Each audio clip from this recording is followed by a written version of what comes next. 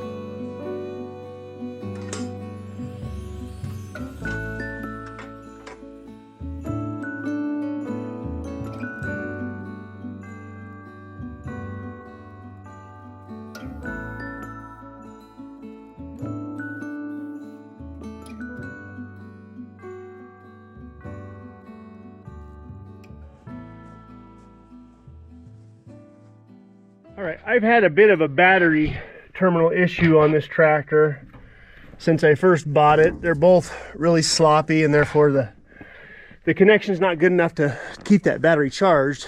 So I want to rebuild those battery cables in a way where I know I'll never have issues on these cold mornings like today. I need to go run the tractor up and down the road a few times, and it's not going to start. So I'm going to rebuild these battery cables real quick, put a jump on this thing, and then go run it up and down the road a few times.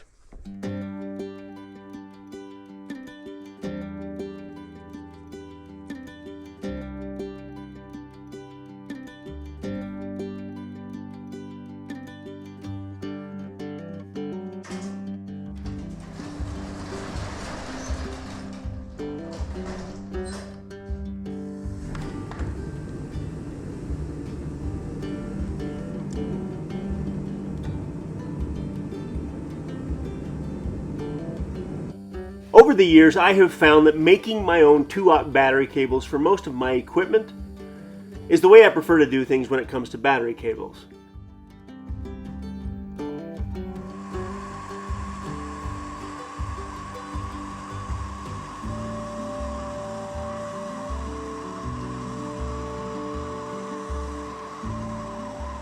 A little bit of flux, a little bit of solder, and some heat shrink, and they're good to go.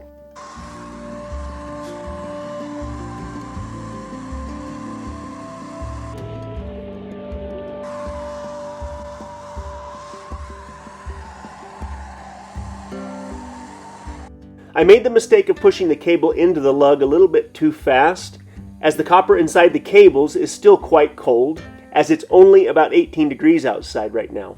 So I had to heat it a couple of times before it finally accepted the solder.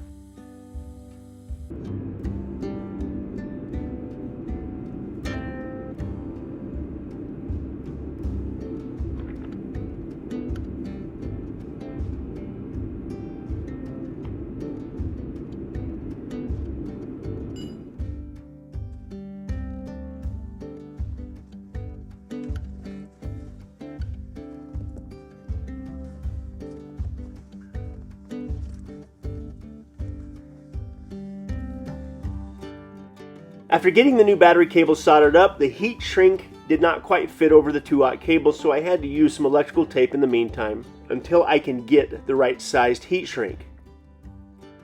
But now that that's been taken care of, I like to use these military terminals to make sure I have a good connection.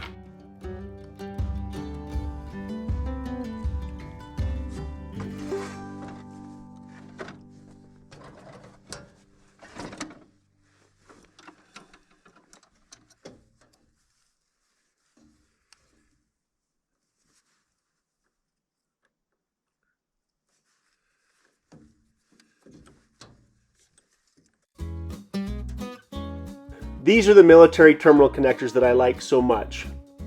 You can find them online all over the place, but I have found that 2/0 cables in these terminals guarantees that on the coldest of mornings, at least the cables and the connections are not going to be the problem.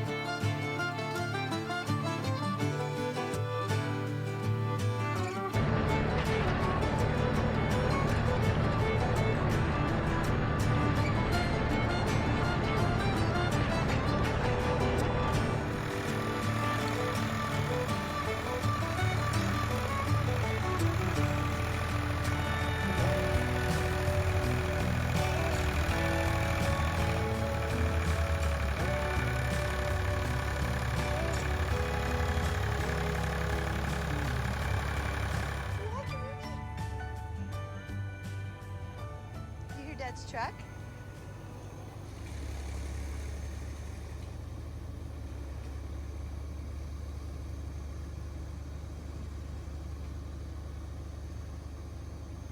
You ready to go, Popeye?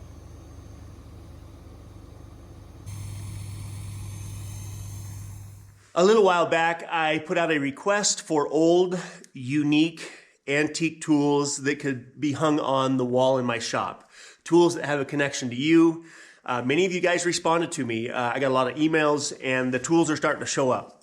So what I'm gonna do is tell you about them as they show up. Then when we build out the wall and we start hanging stuff on the wall, I'm gonna go into more detail then. These first two tools, this is a scribing tool and a pair of needle nose pliers. Now, I can barely read. It says Sweden. I'm not even gonna try and say, is it? Anyway, both of these tools are from Sweden by way of Port Charlotte, Florida, from Tommy, now to me. Both of these tools are gonna go on the wall for sure. So by way of Florida, I now have a couple of tools with history from Sweden. Thank you, Tommy, it means a lot. The next little group of tools that was sent to me was sent from Steve. That appears to be an old set of either fencing or wire pliers. I'm not sure about that, but that's something I could actually use on a regular basis. Then there's what's left of an old set of nippers. This is the tool that I was most interested in. If somebody handed me that tool and said, tell me what that tool is used for, I would look at it and I would go, I'm not sure. Naturally, now that I know what it's for, this is from the 1800s, and this is a tool, again, that Steve sent me. It's a sawtooth straightener, or bender, I guess. This tool is designed to bite down on a sawtooth and to be able to give you the leverage that you need to straighten it back out. That tool, all of those tools, are most certainly going to make it on the wall. So there's a bunch of other stuff that I think is in transit, and because of the holidays, it may take a little bit to get here. Some of it's coming from over the pond. It's going to take a little while to get here, but I'm excited. This is exactly the stuff I was hoping I would get. Unique tools with history. Again, Steve and Tommy both, thank you so much. We'll talk more about these. I may need a lesson or two in how to actually use a scribing tool properly, but I would happily take that lesson. How about them shears? Somebody sent me these shears, little monkey wrench, and something else. Let me think about this, but that's been a couple of years ago, and I can't remember who sent that to me. But my whole childhood growing up, we always had shears around our house because of our family history with sheep and with wool. So this will also make it on the wall. So this is the kind of stuff I was hoping I would get. I couldn't be more grateful to you guys for sending it. Again, some of it's coming from a long ways away. And I promise we're going to display this in a way that will be a lot of fun. Thanks again, Tommy and Steve.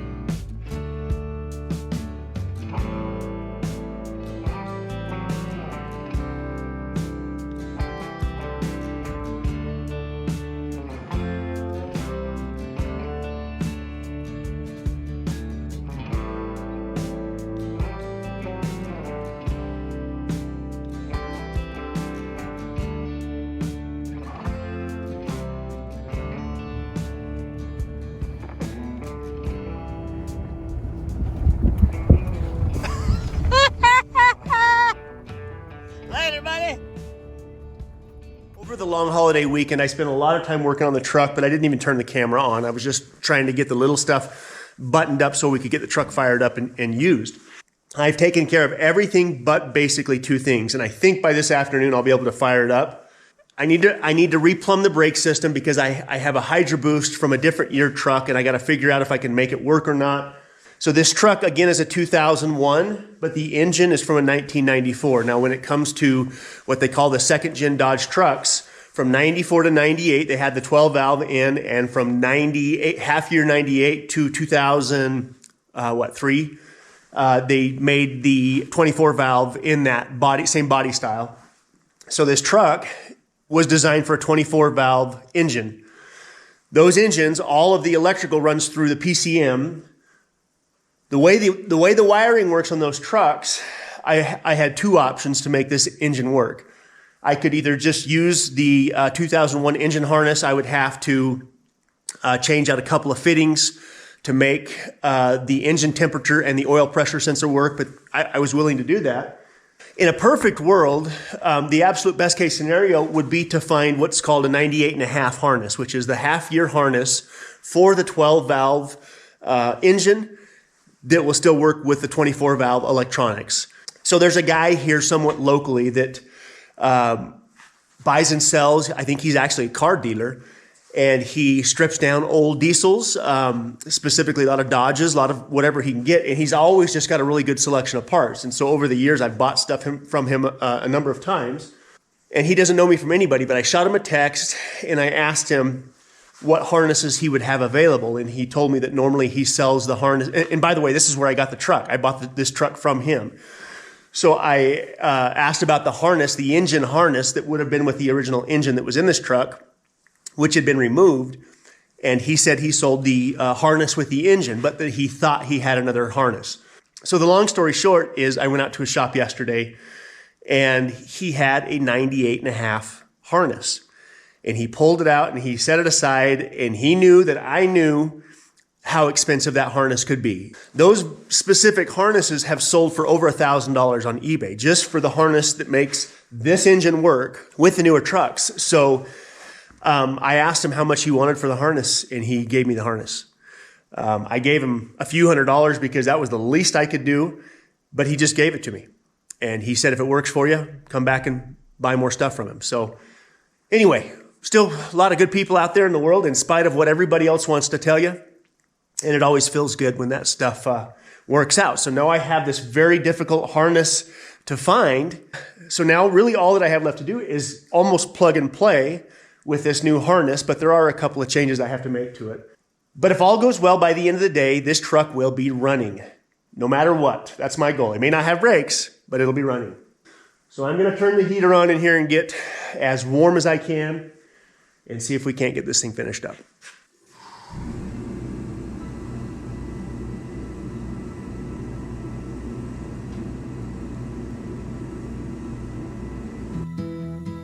I do a thing inside my head when things don't quite work out the way that I thought they would. I immediately start making excuses. I have high expectations for this truck. I went out of my way to find a 98.5 harness that would work perfectly with the existing cab harness, so it wasn't a hodgepodge, soldered together wiring harness that no one else would ever be able to decipher. But as I'm getting closer and closer to being finished, there's part of me that wishes I was a little bit more picky when I bought the replacement truck.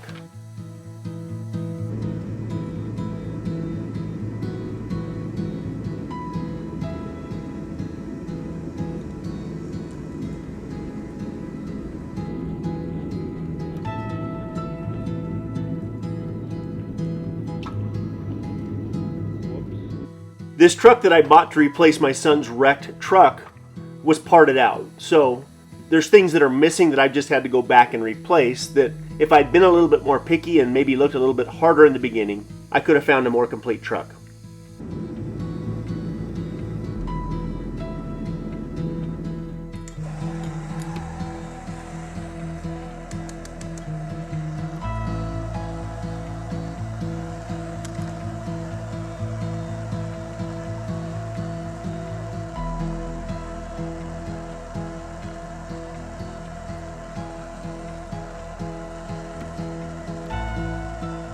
At this point, we've basically replaced all of the parts that were originally taken off it. So hopefully from this point on, we should be good to go.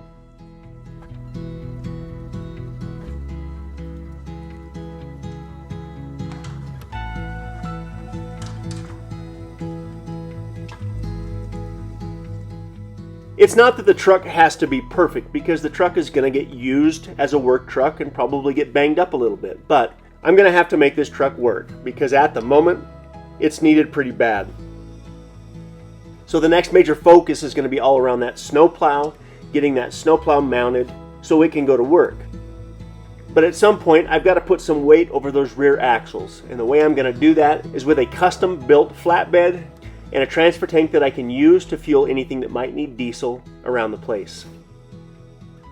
If I install a 100-gallon transfer tank on the flatbed, that alone is going to add almost 1,000 pounds of weight over the rear axle, and that's going to help a lot when it comes time to pushing some serious snow.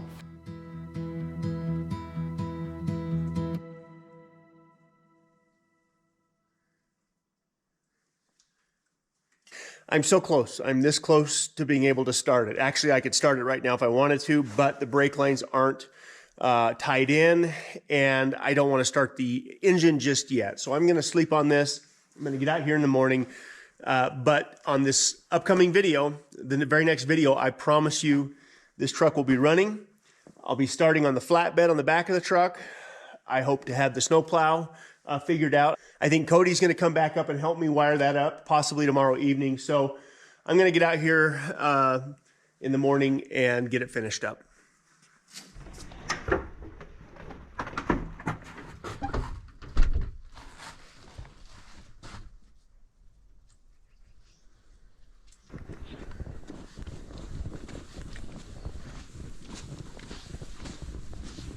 So now that's enough snow where if I don't do something about this, we're gonna get in trouble. That's probably at least a foot, maybe even a touch more.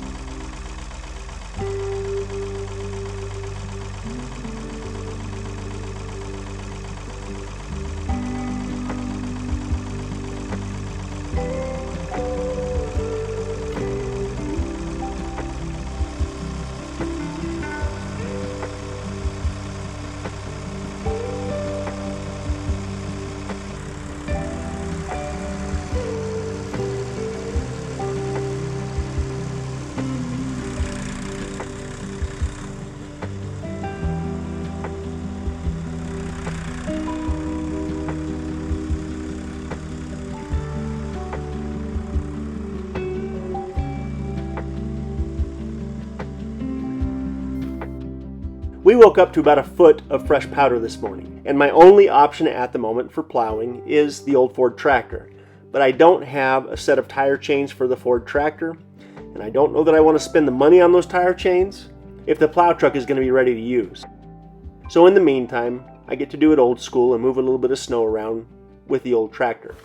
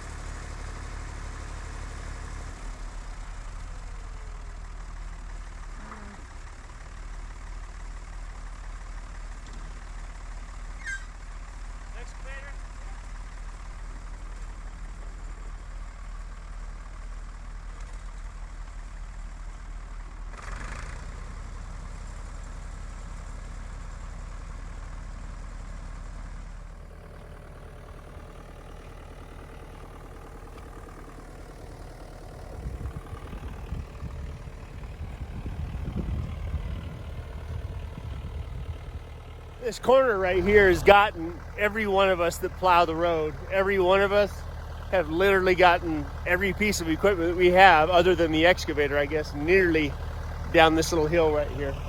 It's really narrow in this corner, so we try to keep it open as wide as we can. And Mark was trying to push all the snow out of the corner. I'm telling you, it just sucks the machines right down in there. So we tried to pull it with my tractor, but we were gonna flip the tractor, so he's going to get his excavator.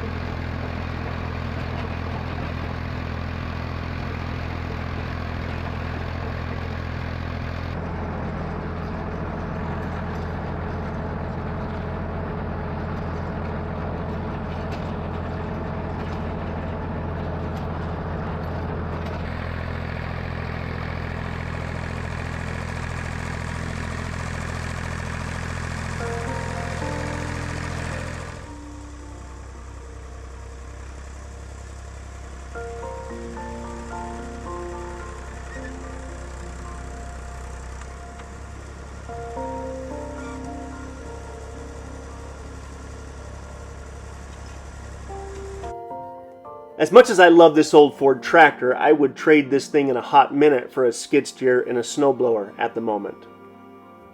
My gut feeling is at some point in the very near future, we're going to have to find another skid steer. Because at least around the house right here, a big snowblower would sure be nice.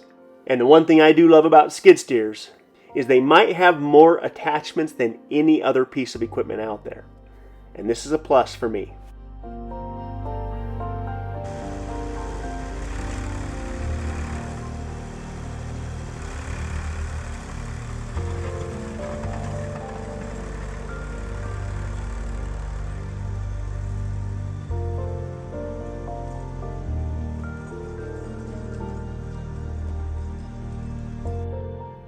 I'm sure you're more than aware, but the markets are rapidly changing right now, and the price of heavy equipment, along with many other things, is actually going down.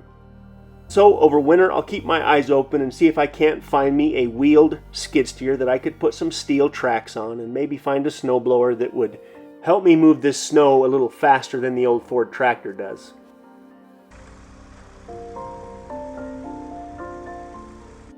Because the sun came out and because I don't have chains on my tractor, I can no longer get up my driveway.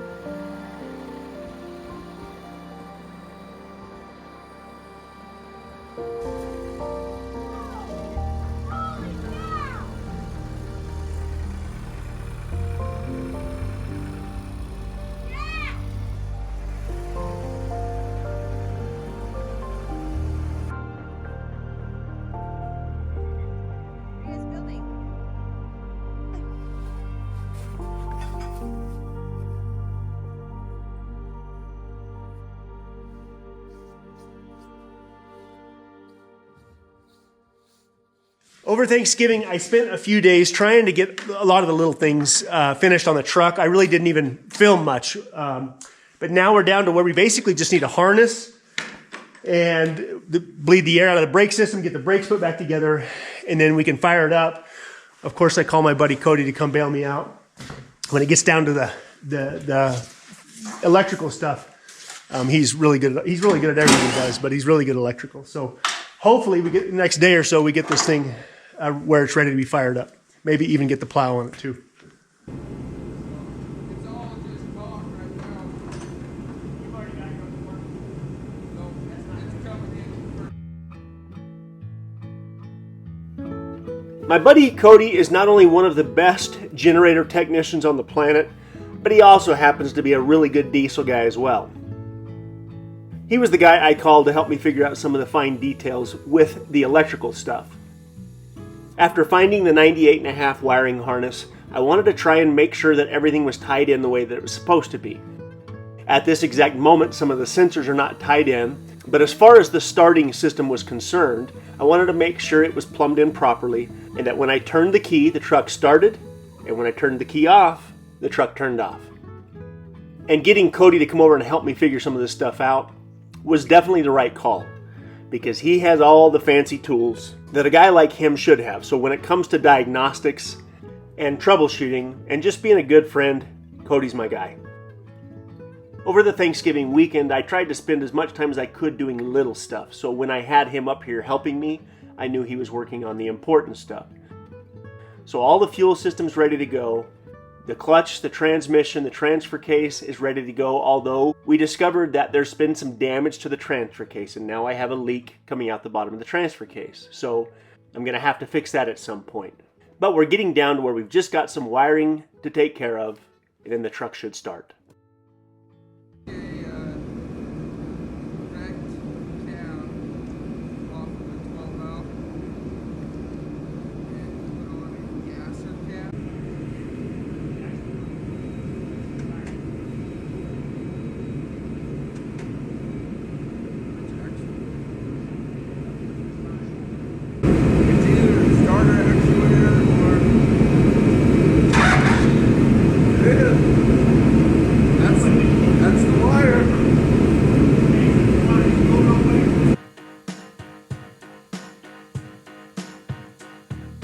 So we just figured out which wire that was coming off the starter relay we needed to tie back into to make the harness work properly.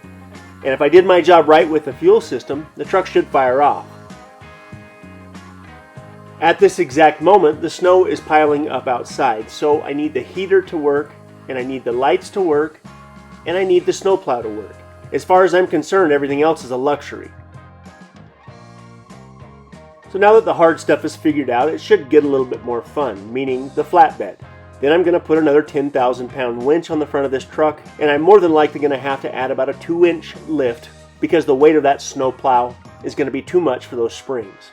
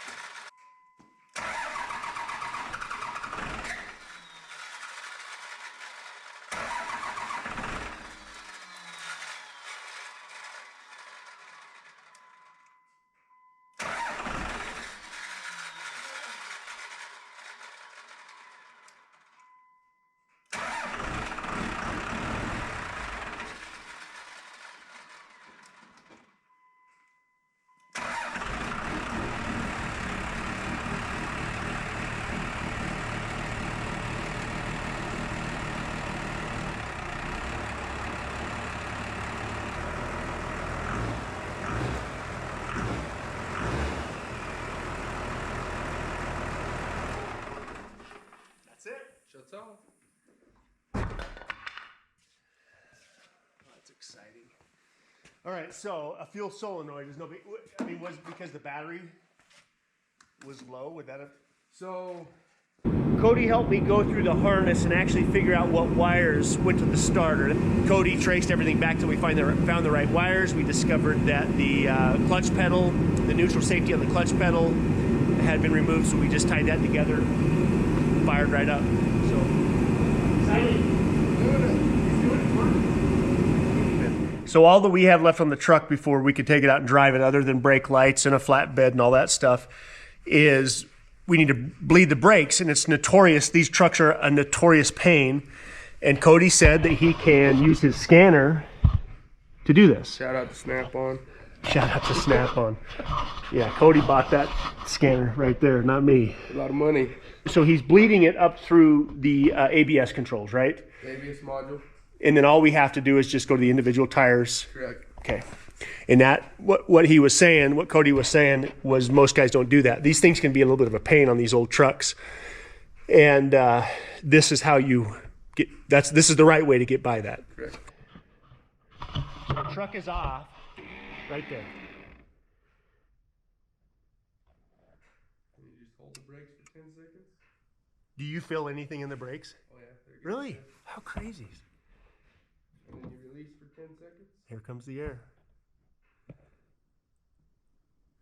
Well, this is probably why guys hate these things, because they just don't have the right tools to do it. Invest. Yeah.